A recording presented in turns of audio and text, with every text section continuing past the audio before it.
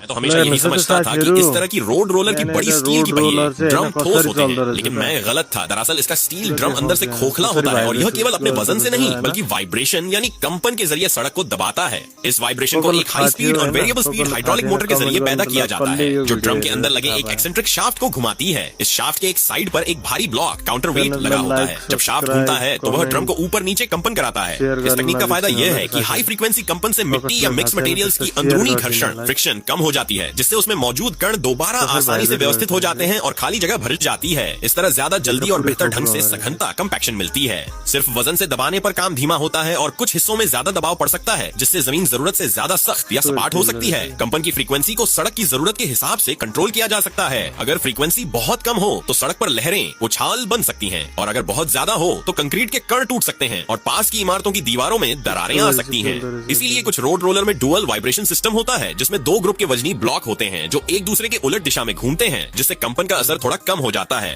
और एक दिलचस्प बात यह है कि ऐसे 20 टन वजन वाले रोलर में, जो कि एक 165 किलोवाट की 6 सिलेंडर इंजन से लैस होता है, उसमें भी डायरेक्ट ताकत नहीं दी जाती। इंजन पहले एक वेरिएबल डिस्प्लेसमेंट हाइड्रोलिक पंप चलाता है, जो घूर्णन शक्ति को हाई प्रेशर हाइड्रोलिक ओनेल में बदल देता है, और फिर यह तेल अलग अलग हिस्सों तक पहुंचता है। जैसे कि यह तेल रेडियल पिस्टन हाइड्रोलिक मोटर तक जाता है, जो पहियों को चलाता है। इस मोटर के अंदर एक थोड़ा सा झुका हुआ रोटर होता है, जिसके चारों ओर पिस्टन लगे होते हैं। जब किसी पिस्टन में हाई प्रेशर ओनेल आता है तो वह रोटर को धक्का देता है और रोटर घूमता है।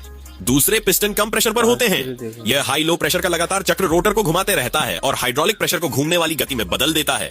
तो फिर गियर सिस्टम क्यों नहीं इस्तेमाल करते? इसका कारण है कि हाइड्रोलिक मोटर का पावर टू वेट रेशियो बहुत अच्छा होता है। छोटा मोटर भी बहुत ताकत दे सकता है। वहीं पारंपरिक डिफरेंशियल गियर सिस्टम भारी लोड नहीं झेल पाता और इतना लचीला भी नहीं होता। साथ ही मैकेनिकल सिस्टम बहुत जटिल होते हैं, जबकि हाइड्रोलिक सिस्टम डिजाइन को आसान और भरोसेमंद बनाता है।